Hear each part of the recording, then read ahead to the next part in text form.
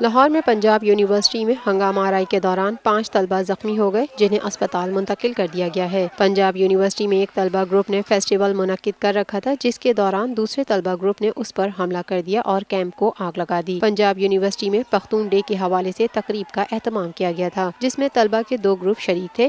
اسی تقریب کے دوران ایک گروپ کی جانب سے ہولی کی تقریب کا اہتمام کرنے سے دوسرے گروپ کے طلبہ مشتعل ہو گئے اور دونوں کے درمیان ہاتھا پائی شروع ہو گئی۔ بات بڑھی تو دونوں جانب سے پتھراؤ کا سلسلہ شروع ہو گیا جس کے بعد صورتحال کشیدہ ہو گئی۔ 2 گروپوں میں جھگڑے کے بعد پولیس نے طلبہ کو منتشر کرنے کے لیے شیلنگ اور لاٹھی چارج شروع کر دیا۔ پولیس کی بھاری نفری یونیورسٹی کے داخلی اور خارجی راستوں پر تعینات کر دی گئی۔ یونیورسٹی انتظامیہ کی جانب سے پولیس کو طلب کر لیا گیا جس نے صورتحال کو کنٹرول کرنے کے لیے آنسو گیس کی شیلنگ کی۔ پولیس نے یونیورسٹی کے تمام دروازے بند کر دیے اور کسی کو اندر داخل ہونے کی اجازت نہیں دی گئی۔